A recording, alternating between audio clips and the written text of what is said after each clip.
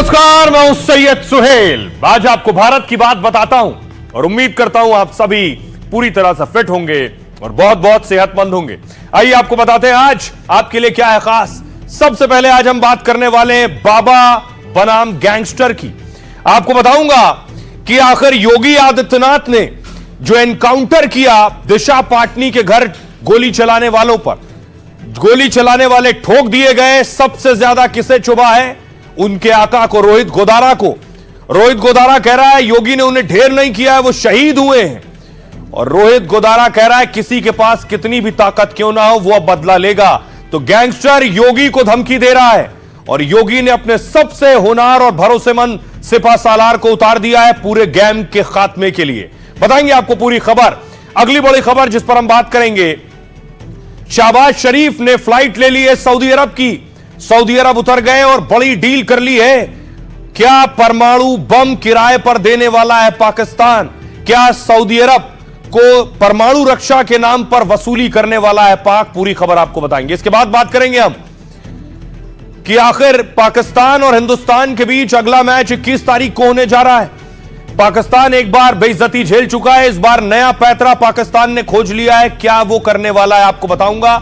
कौन सा नया ड्रामा है जो पाकिस्तान तैयार कर चुका है। अगली बड़ी खबर जिस पर हम बात करेंगे, राहुल गांधी ने प्रेस कॉन्फ्रेंस की आज। उन्होंने कहा था हाइड्रोजन बम लेकर आ रहे हैं, लेकिन बीजेपी ने कहा यह हाइड्रोजन बम नहीं, यह फुलझड़ी बम है।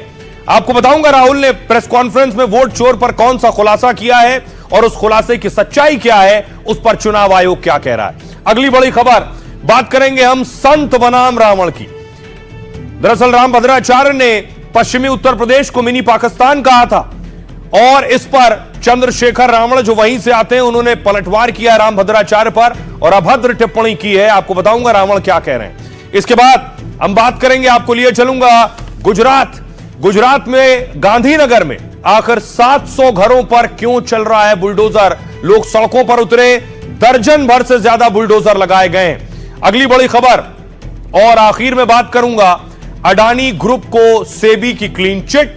हिंडनबर्ग की रिपोर्ट बेबुनियाद और गलत साबित हुई और कोर्ट ने, सेबी ने बाकायदा क्लीन चिट दी है। आपको बताऊंगा इसके बाद खुद गौतम अडानी ने क्या कहा है। इन तमाम खबरों पर करेंगे बात। आइए शुरुआत करें, उससे पहले हेडलाइंस।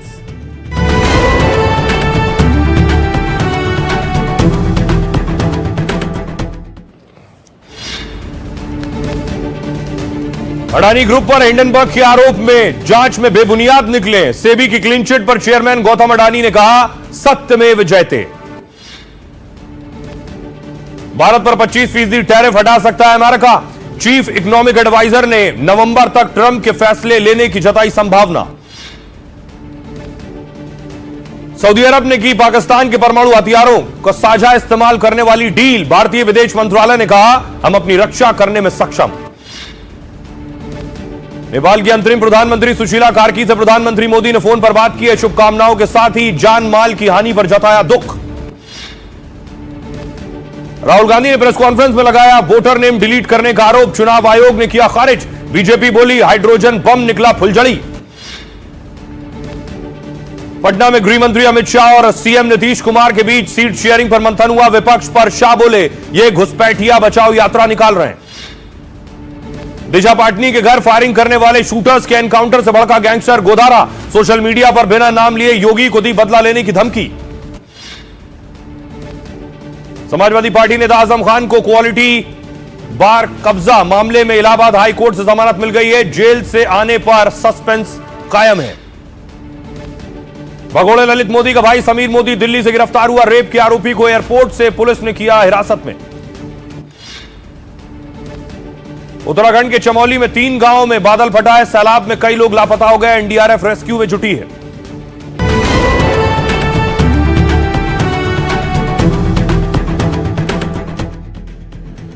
और आइए शुरुआत करने जा रहा हूं आज की पहली बड़ी खबर के साथ। और पहली बड़ी खबर है बाबा बनाम गैंगस्टर की लड़ाई बड़ी हो गई है। दरअसल योगी आदित्यनाथ ने जो एनकाउंटर किए उसके बाद गैंगस्टर भड़क गया है। यह यूपी में आज आधा दर्जन एनकाउंटर और हुए। बलिया में लूट के आरोपी का एनकाउंटर।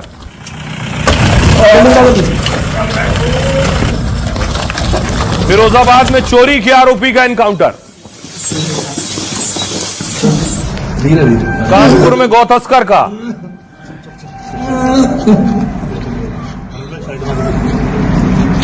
मथुरा में लुटेरों का एनकाउंटर हुआ है।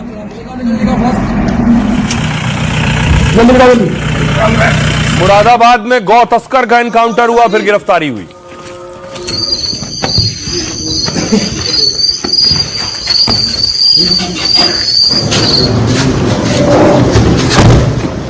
हाथ डाल ले, 1 फुट का है, दोनों 1 फुट का है।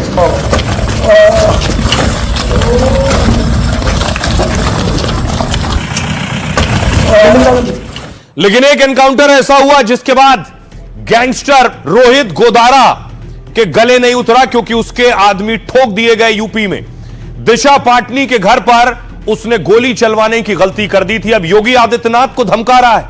देखिए जरा तस्वीर में आपको दिखाऊं, दिशा पाटनी के घर पर फायरिंग की, और फायरिंग भी रोहित गोदारा के आदमियों ने की। अब गोदारा योगी को धमकी दे रहा है।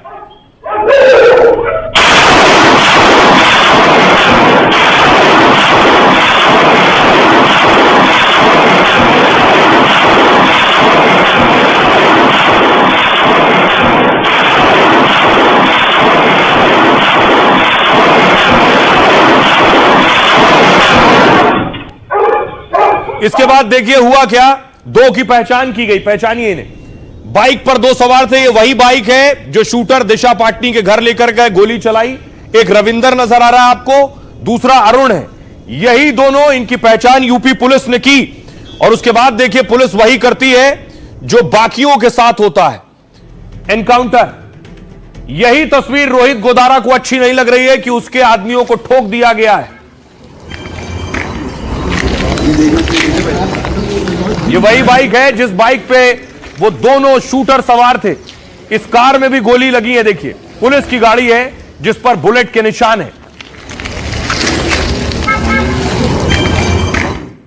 अब दोनों शूटर जो थे, आप देख रहे हैं, दोनों शूटर ठोके जा चुके हैं, दोनों कफन में।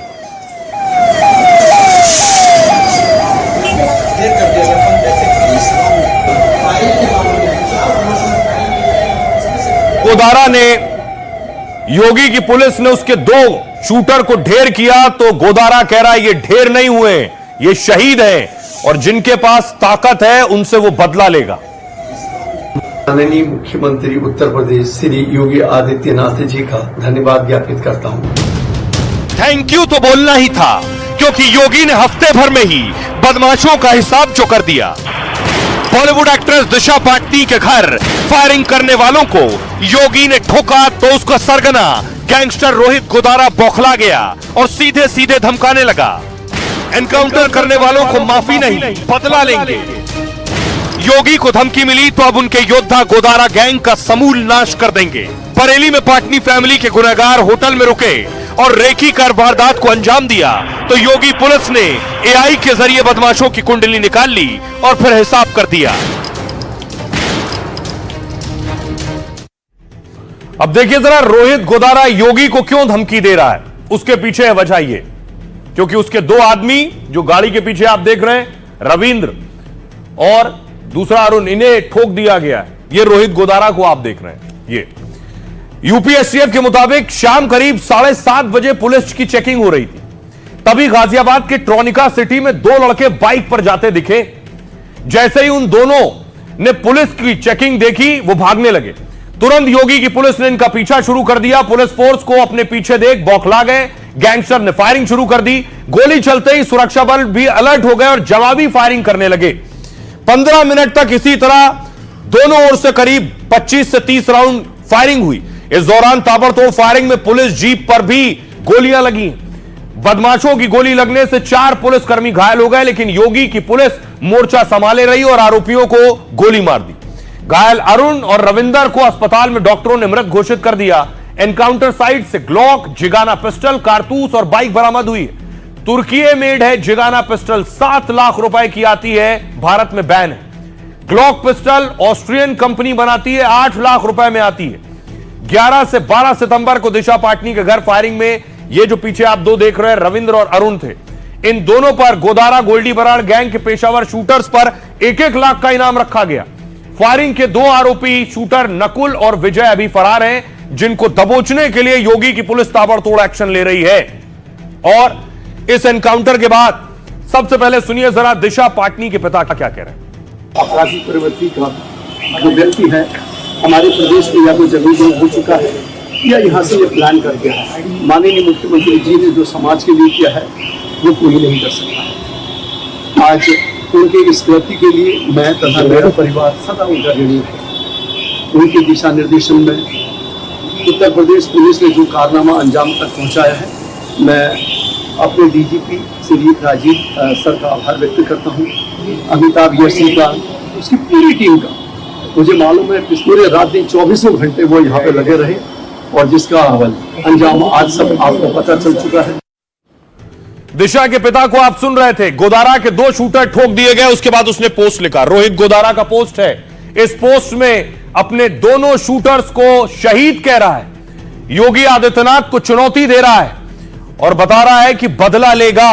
उसे डर किस बात का, अगली तस्वीर देखिए। ये आप देख रहे हैं, ये पेट्रोल पंप पर 2 शूटर ये दिख रहे हैं जिन्हें एनकाउंटर किया जा चुका है। 2 और पीछे दिख रहे हैं। ये जो 2 पीछे हैं इनका नाम है विजय और नकुल। ये अभी फरार हैं, यूपी पुलिस इन्हें खोज रही है। देखिए रोहित गोदारा क्या कह रहा है, क्या लिख रहा है वो। ये है रोहित गोदारा। शूटर्स के मारे जाने के बाद गैंगस्टर गोदारा गीदड़ भपकी दे रहा है योगी को। बिना नाम लिए सीएम योगी आदित्यनाथ को चेतावनी दी है, कहा भाइयों के लिए हम वो कर सकते हैं जिसकी कल्पना भी नहीं कर पाओगे। हमारे भाइयों का एनकाउंटर करने वालों को माफ नहीं करेंगे, बदला लेंगे। वो चाहे कितना पैसे या पावर वाले हो, वक्त लग सकता है लेकिन माफी नहीं मिलेगी। रोहित गोदारा नाम की फेसबुक आईडी से आज सुबह 10:22 पर यह धमकी भरा पोस्ट आया, जिसमें गैंगस्टर रोहित गोदारा ने मारे गए दोनों शूटर्स को शहीद बताया। कहा वो ढेर नहीं, शहीद हुए, जो हमारे लिए जीवन की बहुत बड़ी क्षति है। गैंगस्टर रोहित गोदारा ने अपनी पोस्ट में सनातन धर्म की आड़ ली। गोदारा ने लिखा, इन भाइयों ने धर्म के लिए अपना बलिदान दिया है। रविंद्र अरुण का एनकाउंटर नहीं बल्कि सनातन की हार है। धर्म के लिए लड़ने वालों को हिंदुस्तान में मार दिया जाता है। गुर्गों के मारे जाने के बाद गैंगस्टर रोहित गोदारा ने बदला लेने की धमकी दी है। लेकिन उत्तर प्रदेश में योगी के रहते हुए बदमाशों का बोलबाला नहीं हो सकता है, क्योंकि अपराध के खिलाफ योगी की पुलिस 0 टॉलरेंस पर काम कर रही है। सुनिए जरा योगी के भरोसेमंद सिपा सालार एसटीएफ चीफ अमिताभ यश क्या कह रहे हैं। 2 व्यक्तियों ने इस फायरिंग की घटना को अंजाम दिया था। जिन अपराधियों ने फायरिंग की घटना को अंजाम दिया था उनको दिल्ली पुलिस की स्पेशल सेल और यूपी एसटीएफ तथा यूपी पुलिस की अन्य यूनिट्स ने मिलकर कल ट्रोनिका सिटी में घेर लिया और दोनों के बीच फायरिंग हुई, जिसमें इन 2 अपराधियों की मौत हो गई। इनके पास से सोफिस्टिकेटेड वेपन्स बरामद हुए। जो 2 अन्य अपराधी जो सीसीटीवी फुटेजेस में आए और अन्य टेक्निकल तरीकों से उनका आइडेंटिफिकेशन हुआ, उनकी तलाश पुलिस द्वारा की जा रही है और उम्मीद है कि हमें उन्हें गिरफ्तार करने में जल्दी सफलता मिलेगी। तो रोहित गोदारा ने धमकी दी, योगी ने अपने सबसे जो विश्वसनीय कमांडो कहिए, सिपा सालार कहिए, अमिताभ यश, उन्हें उतार दिया है सफाई के लिए। इस गैंग के सबसे भरोसेमंद अधिकारी को काम पर लगा दिया है योगी ने। एसटीएफ चीफ अमिताभ यश गोदारा गैंग के सफाई पर काम कर रहे हैं। एनकाउंटर स्पेशलिस्ट अमिताभ यश की पहचान बहुत सख्त अफसर की है। वो एडीजी एसटीएफ और एडीजी लॉ एंड ऑर्डर की जिम्मेदारी संभाल रहे हैं। आईआईटी कानपुर से मास्टर्स करने वाले अमिताभ यश कई जिलों में एसपी रहे हैं। 1996 बैच के आईपीएस अमिताभ यश 2007 में एसटीएफ के एसएसपी बनाए गए। तब अमिताभ यश ने कुख्यात डकैत ददुआ गिरोह का सफाया किया। 2024 में बहराइच में रिवॉल्वर से भीड़ को खदेड़ने का वीडियो उनका वायरल हुआ था। बिहार के भोजपुर के अमिताभ यश यूपी में अपराधियों का काल बन गए। इनके एसटीएफ चीफ रहते अतीक के बेटे असद और शूटर गुलाम का एनकाउंटर हुआ।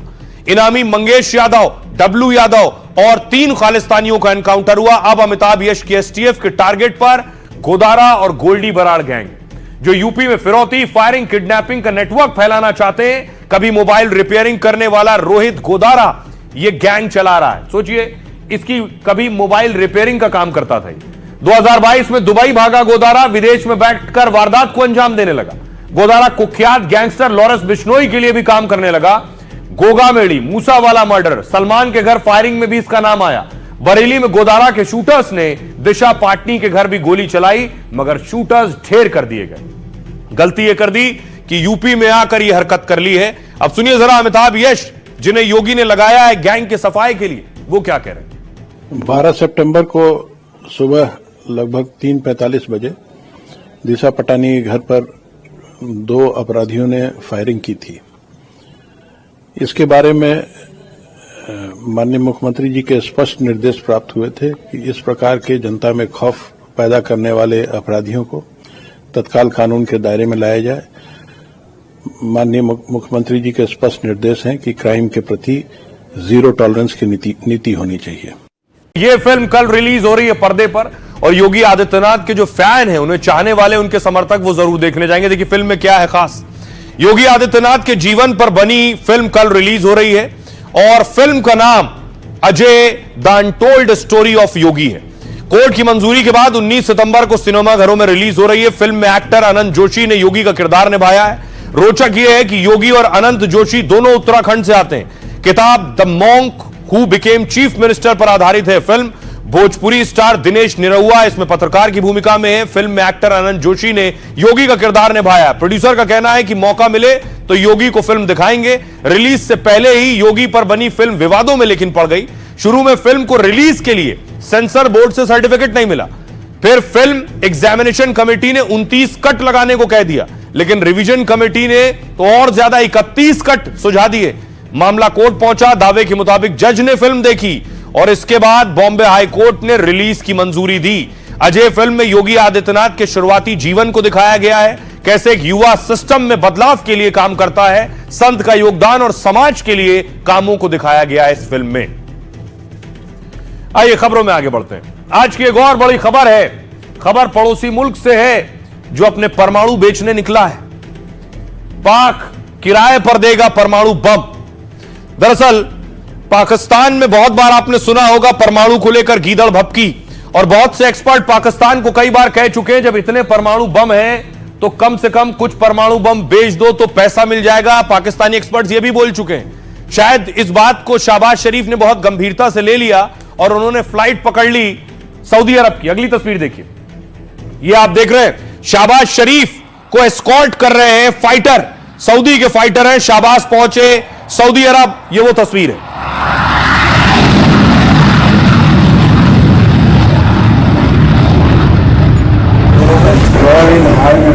Mohammad bin Salman, thank you very much. ये तस्वीर आप देख रहे हैं शहबाज शरीफ जब सऊदी अरब पहुंचे और उनका वेलकम किया। बिन सलमान आए, बिन सलमान ने उन्हें रिसीव किया है। लेकिन ये मेहमान नवाजी बेवजह नहीं है, इसके पीछे एक बड़ी डील है। तस्वीर में आपको दिखाऊं, ये है वो डील। बिना वजह शानदार स्वागत के पीछे कुछ मकसद है। मकसद है शहबाज शरीफ और पाकिस्तान क्या परमाणु सुरक्षा देने जा रहे हैं सऊदी अरब को, और उसके नाम पर डील हो रही है और वसूली और उगाही की तैयारी में है। मुस्लिम देशों को सुरक्षा देने की तैयारी में है। पाकिस्तान कंगाली और भारत की मार से बेहाल है। इसके लिए शहबाज और मुनीर नए नए पैतरे अपनाने में लगे हैं। पहले कतर में मुस्लिम देशों का नेटो बनाने का प्रस्ताव रखा और अब सऊदी अरब के साथ उसने एक बड़ी डील की है। पाकिस्तान अपने परमाणु हथियार भी किराए पर देने को तैयार हो गया है। पाकिस्तान जिन परमाणु हथियारों की बार बार धौंस दिखाता है, आखिर वो उन्हें बचाने और गिरवी रखने को क्यों तैयार हो गया? क्या परमाणु सौदे के पीछे शहबाज एंड मुनीर कंपनी का कोई मकसद छिपा है? अब देखिए ये डील क्यों होने जा रही है, क्या है इस डील में खास। दरअसल सऊदी अरब और पाकिस्तान के बीच बड़ी डिफेंस डील हुई। इसमें एक देश पर हमला दूसरे देश पर भी हमला या अटैक माना जाएगा।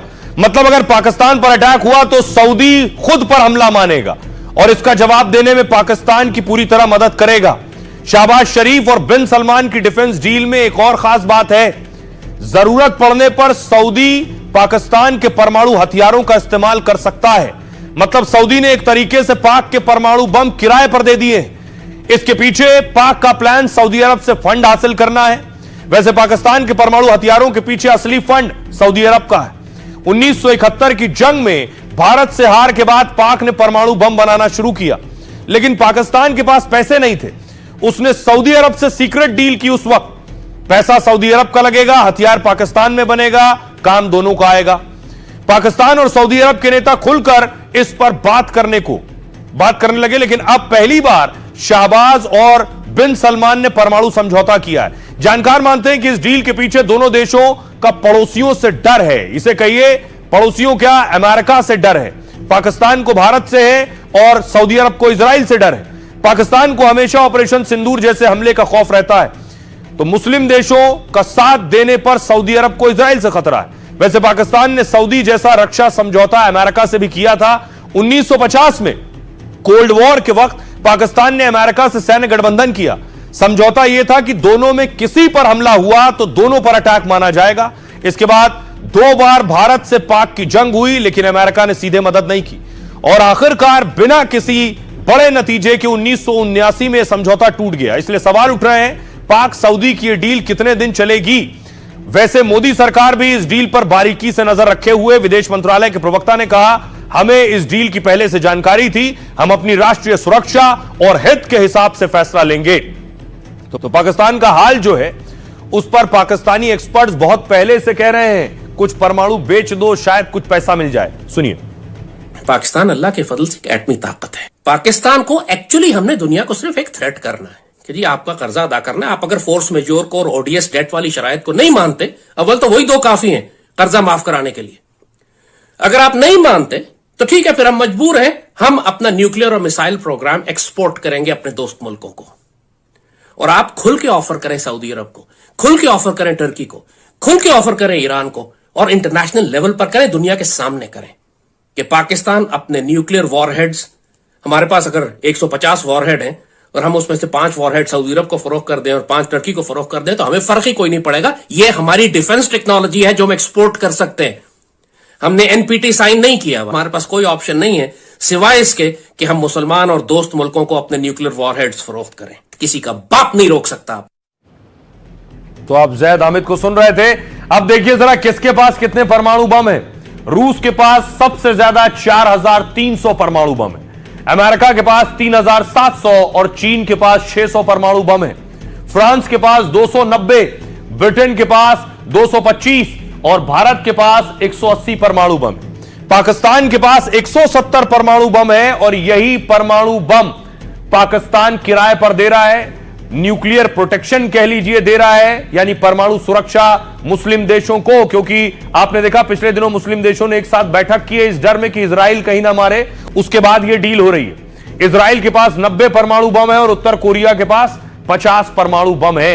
लेकिन पाकिस्तान जो ये हरकत कर रहा है, इस हरकत के बाद बड़ी बात यह है कि इंडियन एक्सपर्ट्स क्या कह रहे हैं, पाकिस्तान ये डील ठीक कर रहा है या फिर पाकिस्तान ये डील पैसों के लिए कर रहा है? क्योंकि इस वक्त मिडिल ईस्ट, खास तौर से मुस्लिम देश डरे और घबराए। पाकिस्तान की जो आर्थिक स्थिति है बहुत ही खराब है, तो ऐसे स्थिति में पाकिस्तान ने अपने आप को बेचना शुरू कर दिया है और किसी के साथ भी चल जाने के लिए तैयार है, जब तक उसका एक ही मकसद है, पाकिस्तान का जो भारत के बरखिलाफ जो नफरत है, उस नफरत को पूरा करने के लिए पाकिस्तान कुछ भी कर सकता है। वो चीन के साथ जा सकता है, अमेरिका के साथ जाएगा, सऊदी अरेबिया के साथ जाएगा। सऊदी अरेबिया के पास इक्विपमेंट है पर उतने उस तरह के आदमी नहीं है। पाकिस्तान के पास आदमी है, इक्विपमेंट इतना नहीं है। तो ये विन विन सिचुएशन है। आज की तारीख में अगर हम कहें तो हौसला अफजाई पाकिस्तान अपने आप की करता है। लेफ्टिनेंट जनरल संजय कुलकर्णी साहब को आप सुन रहे थे, लेकिन सोचिए पाकिस्तान के पीएम अपने साथ किसे ले गए? सऊदी अरब। असीम मुनीर भी गए साथ में, परछाई की तरह, उनकी शेडो की तरह। जहां जहां पीएम जा रहे हैं वहां आर्मी चीफ भी जा रहे हैं। आर्मी चीफ का सोचिए क्या रोल है, लेकिन असीम मुनीर हर जगह जाते हैं। असीम मुनीर बिन सलमान से भी मिले हैं, लेकिन असीम मुनीर के ऊपर एक बड़ा खुलासा हुआ है। खुलासा यह कि असीम मुनीर दरअसल आतंक के सबसे बड़े मास्टरमाइंड हैं। ये जो तस्वीर पूरी दुनिया ने देखी कि आतंकियों के जनाजे में पाकिस्तानी आर्मी के कमांडर थे। आपको जानकर ताज्जुब होगा इन कमांडर्स को भेजने वाला जनाजे में कौन शख्स था। इन कमांडर्स को असीम मुनीर ने भेजा था आतंकियों के जनाजे में, और यह खुलासा खुद एक आतंकी ने किया है। आपने सुन लिया, असीम मुनीर की पोल आतंकी खोल रहे हैं। लेकिन असीम मुनीर सही में आतंक का सबसे बड़ा मास्टरमाइंड है, यह पाकिस्तान से लेकर अमेरिका तक के लोग कहते हैं। यह है असीम मुनीर का हाल। असीम मुनीर बीच में चारों तरफ आतंकी। ऑपरेशन सिंदूर, देखिए मसूद इलियास कश्मीरी क्या कह रहा है, जो सबसे किनारे आप देख रहे हैं। ऑपरेशन सिंदूर से कैंप तबाह हुए और कई आतंकी मारे गए। बावलपुर से लेकर मुरीदके में आतंकियों के ताबूत थे। आतंकियों के जनाजे में पाक फौज के काफी अफसर पहुंचे। अफसरों को शामिल होने का ऑर्डर आर्मी चीफ की तरफ से आया था। आतंकियों को शहीद का दर्जा देने और उन्हें सलामी देने को कहा गया। मुनीर के कमांडरों को जनाजों के साथ चलने और सुरक्षा देने को कहा। सैफुल्लाह कसूरी उस कॉर्नर पर जिसे आप देख रहे हैं। ऑपरेशन सिंदूर में भारत ने मुरीदके में हमारे जो कैंप तबाह किए, सेना और सरकार उसे फिर खड़ा करने के लिए हमें फंड दे रहे हैं, इसने कहा। हम हर जख्म का बदला लेंगे और ईंट का जवाब पत्थर से देंगे। माइकल रूबिन, पेंटागन के पूर्व अधिकारी, ने कहा था असीम मुनीर अलकायदा के ओसामा बिन लादेन की तरह है, जो अमेरिका में आकर परमाणु बम की धमकी देता है। कहता है अगर पाक खत्म हुआ तो आधी दुनिया को नष्ट कर देगा। मुनीर का बयान आईसिस के आतंकियों की याद दिलाता है। यह अमेरिका का अधिकारी कह रहा है। मुनीर को तुरंत अमेरिका से बाहर निकाल देना चाहिए और पाकिस्तान को आतंकी देश घोषित कर देना चाहिए। तो मुनीर पूरी दुनिया में जाना पहचाना चेहरा हो गए हैं, आतंक का पर्याय और पर्यायवाची बन गए हैं। सुनिए जरा एक्सपर्ट्स क्या कह रहे हैं। उससे पहले आपको दिखाऊं एक तस्वीर। वो तस्वीर ये कहती है कि देखिए जरा, ये तस्वीर आप देख रहे हैं कैसे जहां से आप देख रहे हैं पाकिस्तानी सेना की गाड़ी निकल रही है। महिलाएं क्या कह रही हैं? इन्हें दहशतगर्द कह रही हैं।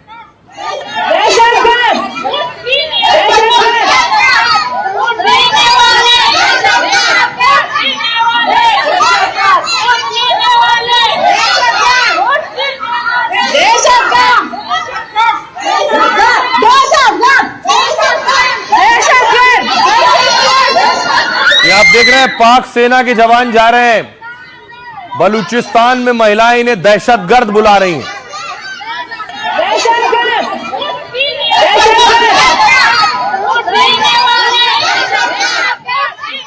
हमने जो है 7 तारीख को जो टेररिस्ट टारगेट्स 9 चुने थे, उनको हमने रात के 1 बजे लेकर के 1:30 बजे के बीच में स्ट्राइक किया। रात के 1:30 बजे क्यों किया हमने? 1 बजे वो तो सबसे अंधेरा होता है, सबसे मुश्किल होगा सैटेलाइट इमेजरी लेना, उसकी फोटोग्राफ लेना, एविडेंस कलेक्ट करना। फिर भी हमने रात के 1 या 1:30 बजे की। ऐसे 2 कारणों से था। एक तो हमें अपनी क्षमताओं के, अपनी कैपेबिलिटीज के ऊपर भरोसा था कि रात में भी करेंगे तो रात में भी उसकी इमेजरी ले सकते हैं। और दूसरा इंपॉर्टेंट चीज ये थी कि हम लोग सिविलियन कैजुअलिटीज जो है अवॉइड करना चाहते थे।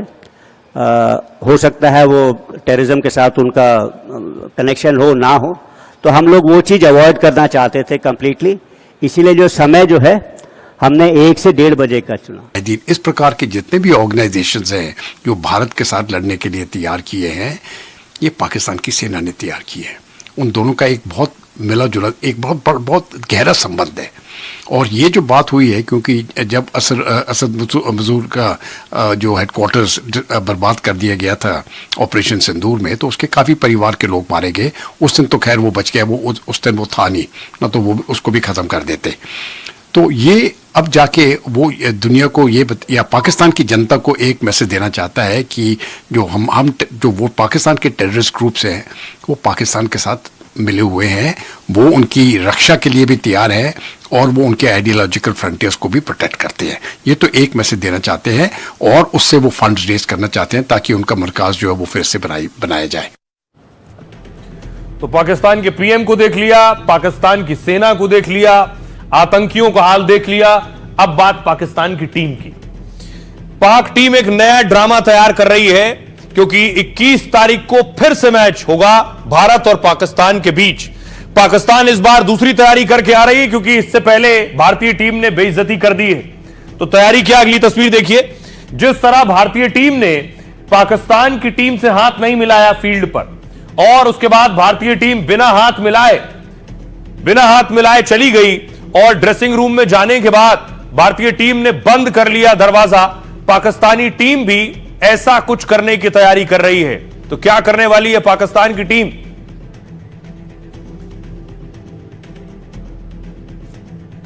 आइए अब आपको बताऊं पाकिस्तान टीम की तैयारी क्या है। इस पिछली बार हाथ मिलाया था, भारतीय टीम ने हाथ नहीं मिलाया। एशिया कप में भारत और पाकिस्तान का फिर मुकाबला होना है 3 दिन बाद, यानी 21 सितंबर को होने वाले मैच की तैयारी पूरी हो गई है। खिलाड़ियों के प्रदर्शन से ज्यादा पाकिस्तान के ड्रामे की बात हो रही है इस वक्त।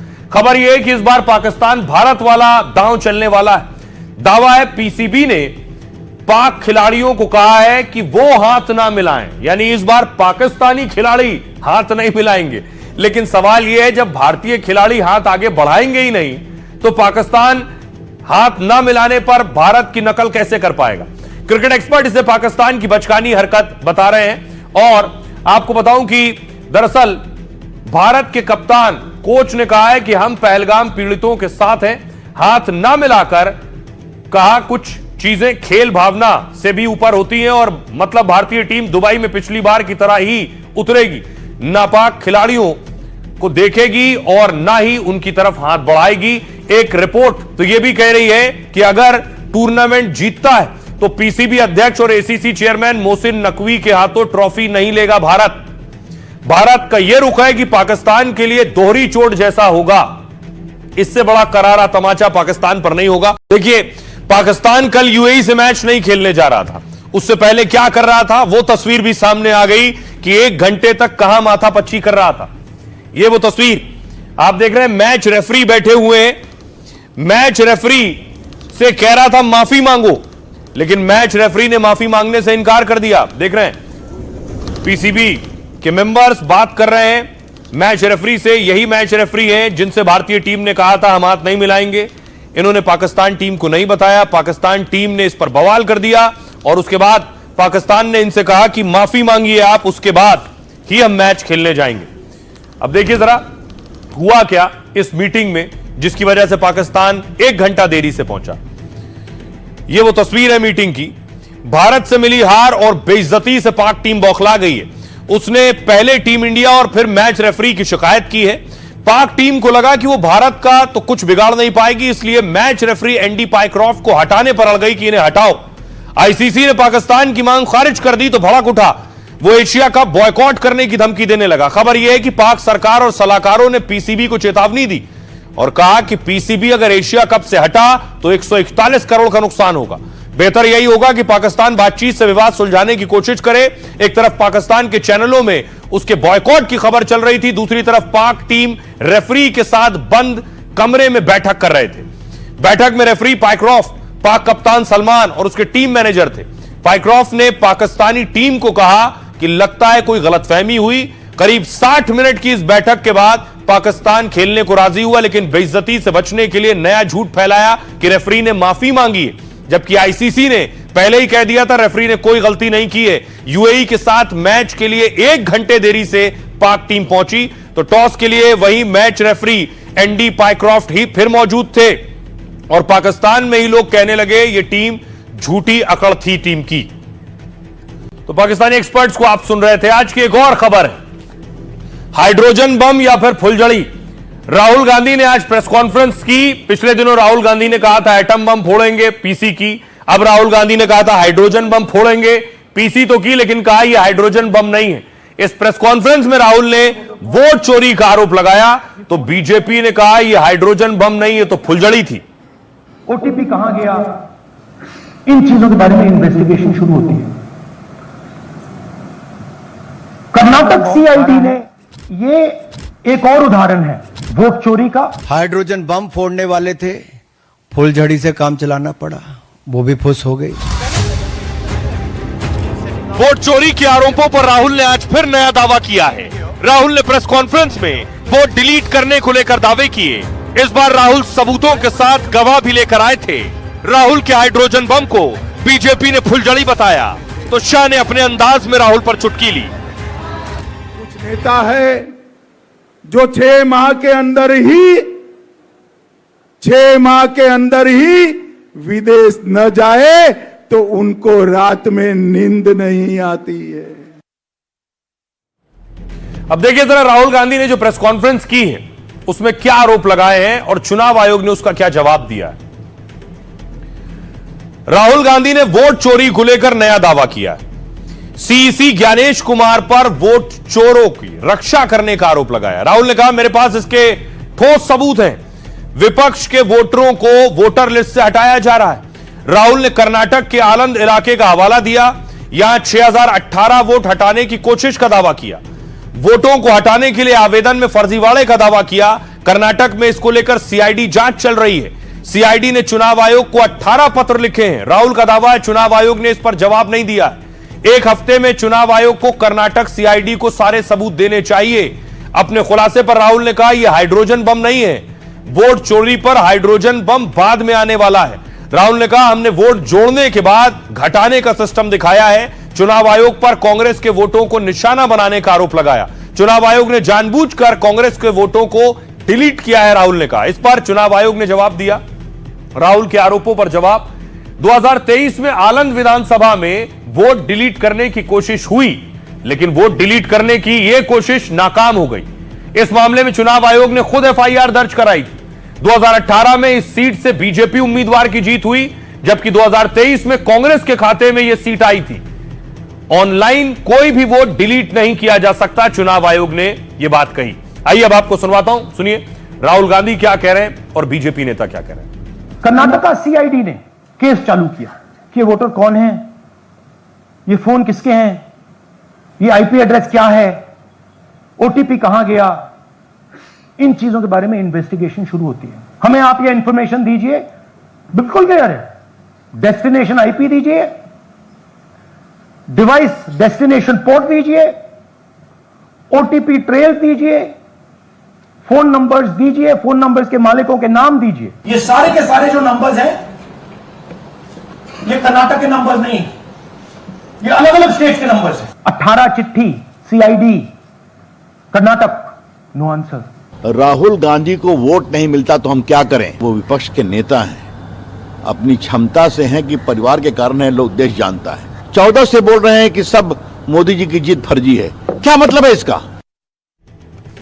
राहुल के इस दावे के बाद सियासतदानों ने हमला किया, जिसे राहुल हाइड्रोजन बम कह रहे थे। उन्होंने कहा हाइड्रोजन बम नहीं है, लेकिन क्या कह रहे हैं बीजेपी। अनुराग ठाकुर ने कहा राहुल धमाका करने आए थे, ड्रामा करके चले गए हैं। ऑनलाइन किसी का नाम नहीं काटा जा सकता है। सौरभ भारद्वाज ने कहा राहुल जो समझा रहे हैं वो पुरानी बात है। केजरीवाल ये 2024 में सबूतों के साथ बता चुके हैं। सचिन पायलट ने कहा हमने वोट चोरी पर पहले ही काफी सबूत दिए हैं, इसके बावजूद चुनाव आयोग ने कोई जांच नहीं की। कमल हसन ने कहा अगर वोट चोरी के आरोप आधारहीन है तो चुनाव आयोग ने एफआईआर क्यों कराई थी। निशिकांत दुबे ने कहा क्या राहुल गांधी ने 2023 की अमेरिका यात्रा में बाइडेन के उन सलाहकारों से व्हाइट हाउस में मुलाकात की थी जिन्होंने 2020 के अमेरिकी राष्ट्रपति चुनाव को प्रभावित किया था। सभी जानकारी शीतकालीन सत्र में दूंगा। साजिश और चंद्रकांता उपन्यास, राहुल पर यह आरोप लगाए निशिकांत दुबे ने। आइए अब आपको सुनवाता हूं, सुनिए सियासतदानों।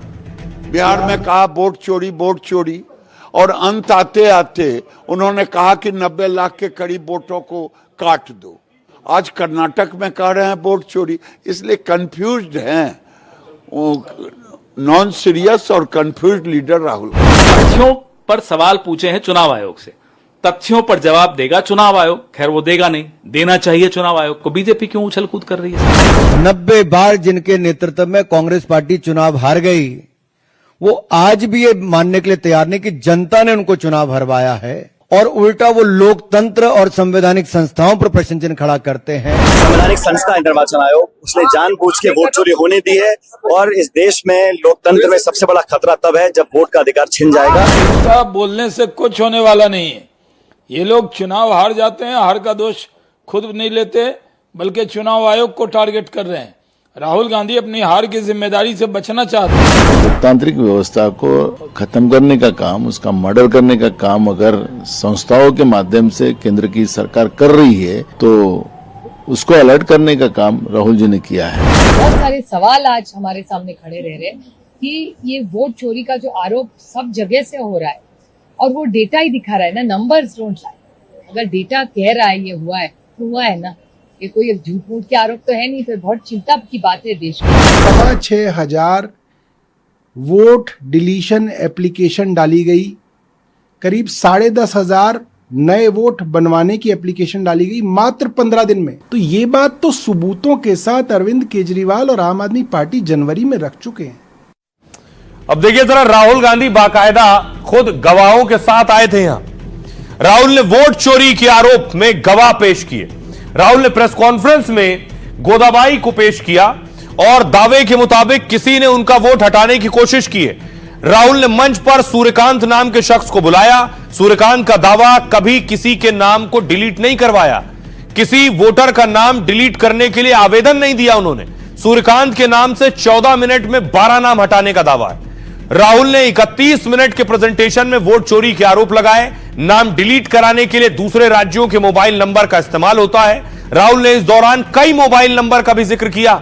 नाम डिलीट करने के लिए सॉफ्टवेयर का इस्तेमाल हुआ है। राहुल ने कहा कई जगह बूथ के पहले वोटर का नाम डिलीट हो गया। सॉफ्टवेयर ने बूथ के पहले नंबर के वोटर को चुना, इसके बाद सॉफ्टवेयर प्रोग्राम के जरिए उसे डिलीट किया गया। राहुल ने यह आरोप लगाए। अब आइए सुनवाता हूं आपको, सुनिए जरा, जिस गवाह को राहुल लेकर पहुंचे थे वो गवाह क्या कह रहे हैं। मेरे नाम पे 12 लोगों का नाम डिलीट किया गया है, हालांकि मुझे मालूम नहीं। मैं कभी किसी को मैसेज भेजा भी नहीं, मैं बुलाया भी नहीं। ये बबीता आके पूछने से पता चला कि मैंने मेरे फोन से ऐसा मैसेज किया, लेकिन असल में मैंने किसी को भी मैसेज नहीं किया। तो वोट चोरी बिहार में बहुत बड़ा मुद्दा है। बिहार में राहुल ने यात्रा भी निकाली है। तेजस्वी भी यात्रा कर रहे हैं। तेजस्वी आज घोड़े पर सवार दिखाई दिए। मोकामा की तस्वीर है।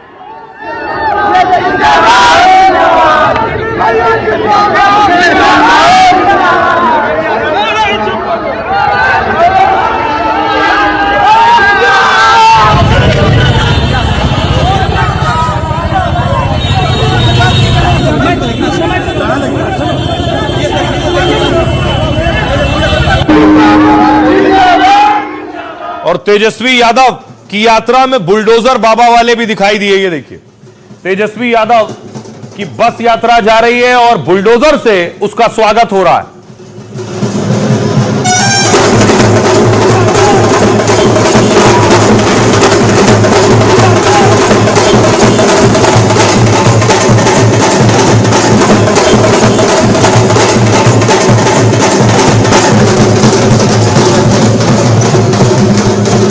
बिहार से एक और तस्वीर आई है। पप्पू यादव भी खूब जोर आजमाइश कर रहे हैं। पप्पू यादव एक एयरपोर्ट के कार्यक्रम में पहुंचे थे, तो देखिए अलग रंग में रंगे नजर आए। हाथ में माइक ले लिया और खुद ही गुनगुनाने लगे पप्पू यादव।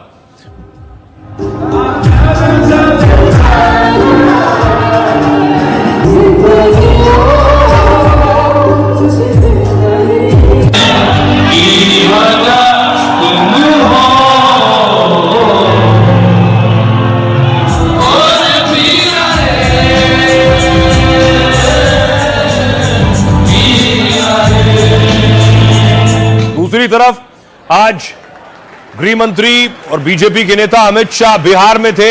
सीट बंटवारों को लेकर अब बैठक हुई है। नीतीश कुमार से मिले अमित शाह।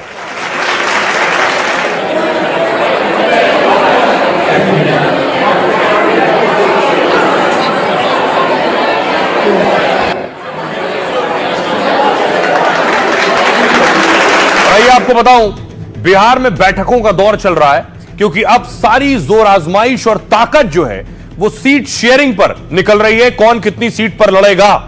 सीट बंटवारे में तकरार के बीच नीतीश और शाह की मुलाकात हुई है। बंद कमरे में दोनों नेताओं के बीच यह बैठक हुई। मुलाकात के दौरान नीतीश शाह बेहद खुश दिखाई दे रहे थे। इससे एनडीए में सीट शेयरिंग विवाद सुलझ जाने की अटकलें हैं। बैठक में बीजेपी और जेडीयू के बीच सीट बंटवारे पर अंतिम दौर की चर्चा हुई। गठबंधन सहयोगी को दी जाने वाली सीटों पर चर्चा हुई है। चुनावी रणनीति को अंतिम रूप देने पर भी दोनों में मंथन हुआ।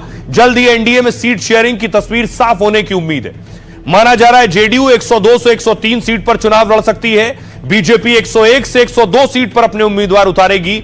38 से 40 सीटें सहयोगियों के खाते में जा सकती हैं।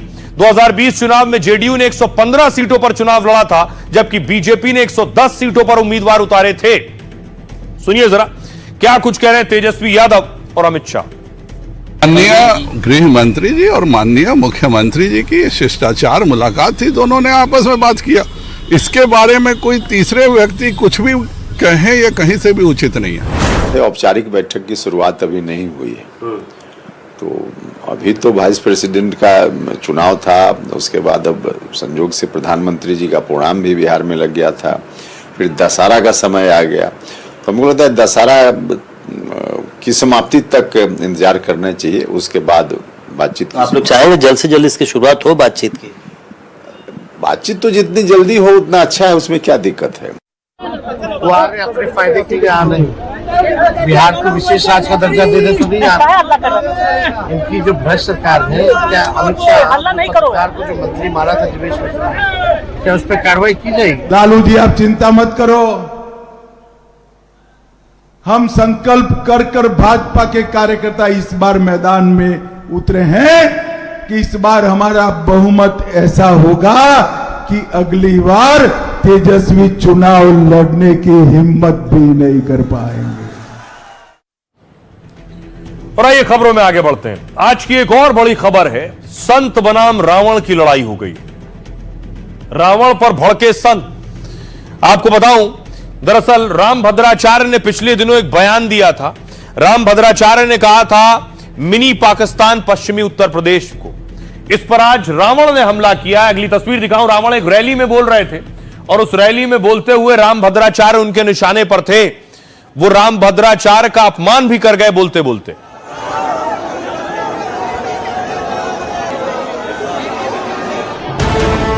प्रसिद्ध कथावाचक जगत गुरु रामभद्राचार्य के एक बयान ने यूपी ही नहीं देश की सियासत में खलबली मचा दी है। हिंदू धर्म को उतना न्याय नहीं दे पा रहे हैं। पश्चिमी उत्तर प्रदेश में आकर लगता मानो ये मिनी पाकिस्तान है, ऐसा लगता है। तो अब हमें मुखर होना है, हम ऐसा नहीं होने देंगे। जो कुछ संत की जुबान पर मिनी पाकिस्तान आया तो उन पर पलटवार करने के चक्कर में सांसद चंद्रशेखर ने कुछ ऐसा कह दिया जिस पर बवाल हो गया। मैंने कई बार ये सुना है, जब व्यासपीठ से बैठ के कोई कथा करता है या प्रवचन करता है, कहते हैं कि भाई क्या लेके आए थे क्या लेके जाओ, जो अच्छे कर्म इस जन्म में करोगे उसी का फल अगले जन्म में मिलेगा। तो रामभद्राचार्य जी को अगर आंख नहीं दी कुदरत ने, तो उन्होंने कितने बुरे कर्म पिछले जन्म में किए थे। पश्चिमी उत्तर प्रदेश को लेकर छिड़ा ये जुबानी रण कहां तक जाएगा कोई नहीं जानता, लेकिन इतना तय है कि संत और सियासत के टकराव में पाकिस्तान वाले कॉकटेल का नशा जल्द उतरने वाला है। अब आइए आपको बताऊं रामभद्राचार्य ने क्या कहा और रावण क्या कह रहे हैं। जगत गुरु रामभद्राचार्य मेरठ में रामकथा करने पहुंचे थे। हिंदुओं को डेमोग्राफी बदलाव के नुकसान बता रहे थे। इस दौरान उन्होंने पश्चिमी यूपी को मिनी पाकिस्तान बताया। व्यासपीठ से कहा पश्चिमी यूपी मिनी पाकिस्तान लगता है। इस बयान पर नगीना से सांसद चंद्रशेखर रावण भड़क गए।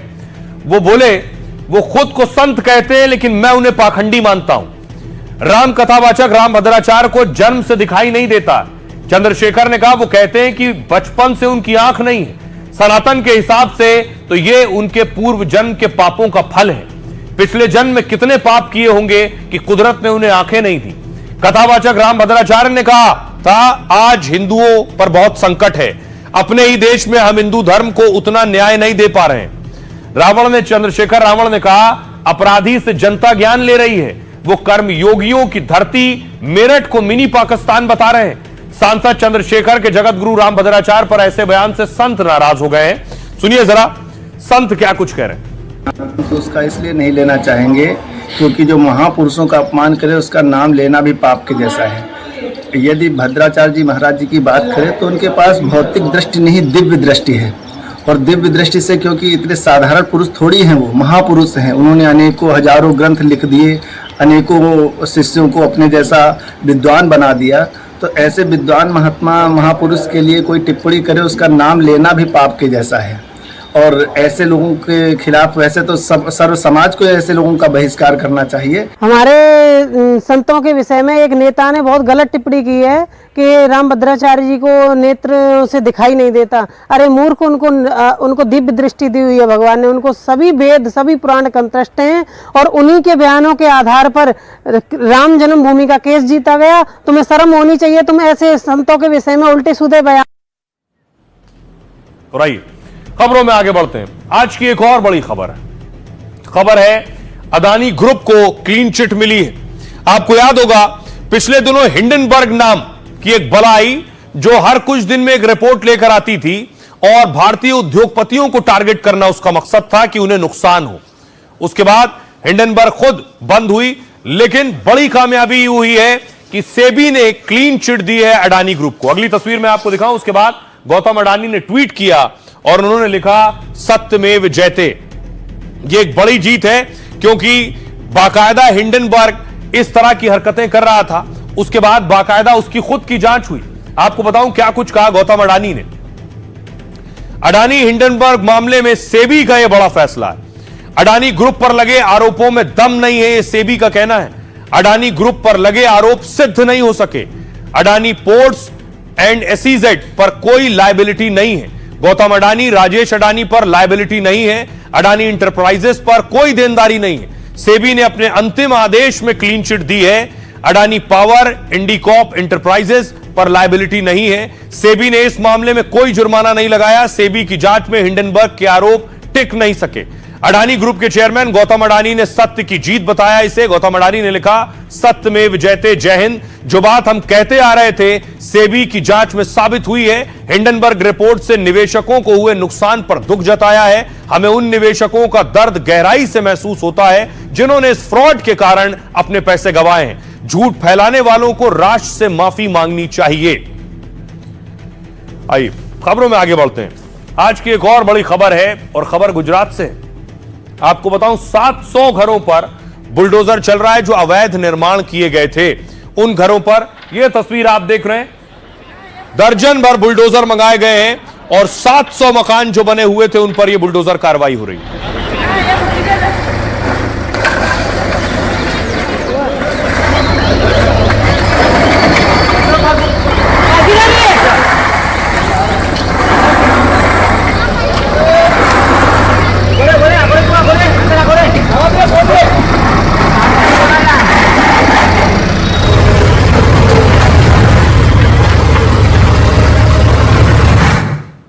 ये देख रहे हैं, ये बड़ा इलाका था, बड़ा क्षेत्रफल था जिस पर बुलडोजर चल रहा है।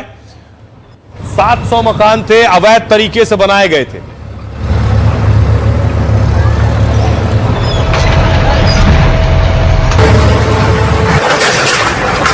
यूपी, एमपी, राजस्थान के बाद अब गुजरात में भी बुलडोजर ने ताबड़तोड़ एक्शन शुरू कर दिया है। अहमदाबाद में 2500 घर गिराने के बाद अब गांधीनगर में अवैध निर्माण पर बुलडोजर दहाड़ मार रहा है। गांधीनगर में प्रशासन के सरकारी बुलडोजर ने सैकड़ों मकानों को जमींदोज कर दिया और बुलडोजर की इस कार्रवाई ने पूरे गुजरात को सीधा मैसेज दे दिया है कि अगर अब अवैध निर्माण किया तो हिसाब बुलडोजर करेगा।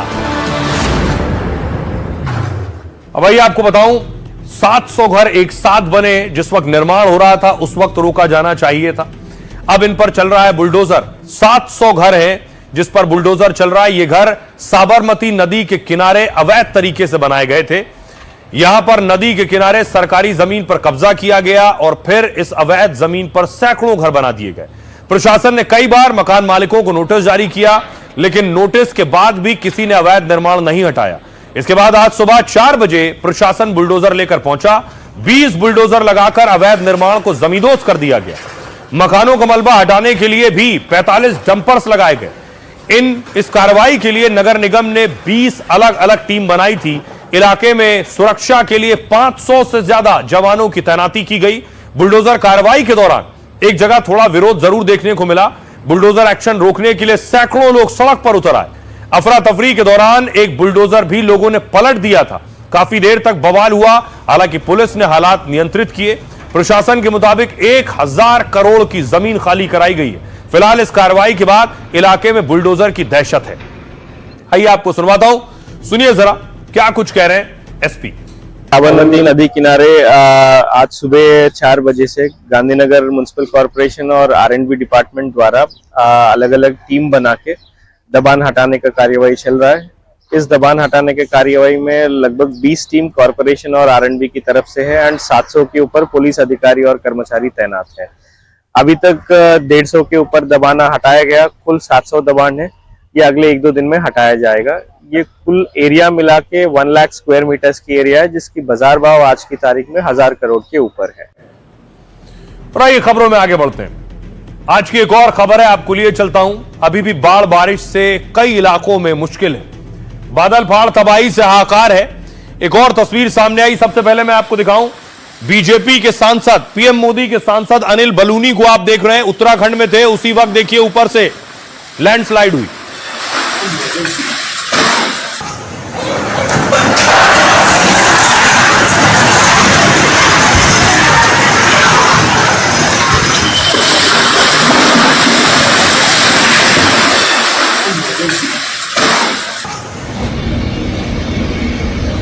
ये बीजेपी के सांसद अनिल बलूनी जो उत्तराखंड से ही आते हैं, सांसद हैं, बड़े नेता हैं बीजेपी के, वहां मौके पर मौजूद थे जिस वक्त ये लैंडस्लाइड हुई।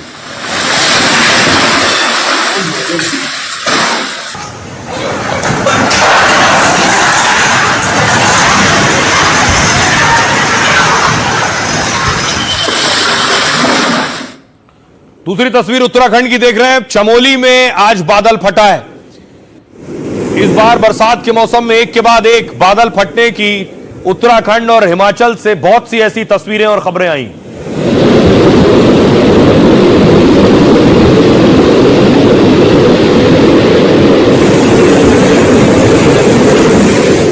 और ये तस्वीरें देखिए, एक शख्स फंस गया और उसके बाद पानी के बीच फंसा है, रो रहा है।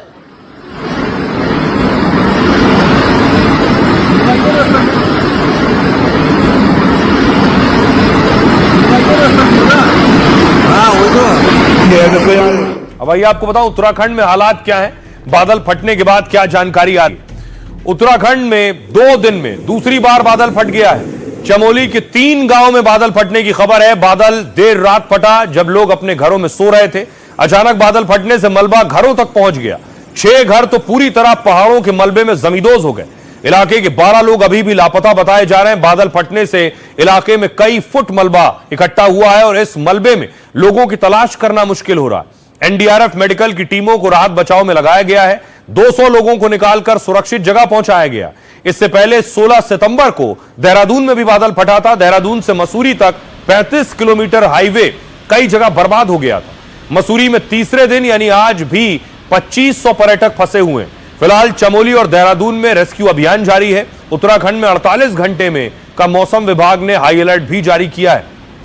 सुनिए जरा क्या कुछ कह रहे हैं स्टेट डिजास्टर के अधिकारी। मौसम की बात है, मौसम विभाग ने पहले येलो अलर्ट जारी किया था, बाद में कुछ समय पहले ही रेड और ऑरेंज अलर्ट चेंज हुआ वो, और जब रेड अलर्ट हुआ उसके बाद बरसात भी हुई, सब चीजें हुई। रात का समय था और उस कारण से बहुत तेज गर्जना भी हुई वहां पर, और गर्जना के बाद लोग अपने घरों से बाहर निकल आए थे। तो अधिकांश लोग तो घरों से बाहर निकल आए थे, वो तो सुरक्षित हैं पूरी तरह से। जो लोग नहीं निकल पाए थे उनको दिक्कत हुई है, वो लोग लापता चल रहे हैं। हमें उम्मीद करते हैं कि आसपास के क्षेत्रों में होंगे या कहीं होंगे, उनको खोजबीन का काम किया जा रहा है। राइट, अब बारी है लाइफ का फंडा। क्या है आज का फंडा? आपको बताऊं, गुस्सा तो किसी को भी आ सकता है और गुस्से को बहुत से लोग गलत मानते हैं, लेकिन सही समय और सही लिमिट में गुस्सा जिंदगी और करियर भी बना सकता है। दुनिया के महान दार्शनिक अरस्तु की कामयाबी की एक बड़ी वजह गुस्से पर काबू और उसका सही इस्तेमाल था। 2400 साल पहले जन्मे अरस्तु को राजनीति शास्त्र का जनक माना जाता है। शुरू में उनके ज्ञान और सीख का लोग मजाक उड़ाते थे, लेकिन अरस्तु तब तक खामोशी से उनका सामना कर लेते जब तक कि आलोचना उनका नुकसान न पहुंचाए। गुस्से को जीतने की कला अरस्तु ने सिकंदर को भी सिखाई। बहादुरी के अलावा अपने इसी गुण की वजह से सिकंदर को दुनिया का सबसे महान सम्राट भी माना गया, और इसके पीछे थे उनके गुरु अरस्तु का फंडा। जब अन्याय या गलत के खिलाफ गुस्सा किया जाता है तो उसका नतीजा अच्छा बदलाव होता है, लेकिन हमें खुद और गुस्से को शांत करना भी आना चाहिए। तो जहां से जो अच्छा मिले उसे अपनाइए। बहरहाल फिलहाल इतना ही। अपना और अपनों का बहुत बहुत ख्याल रखिए। रुक रहे हैं एक ब्रेक के लिए।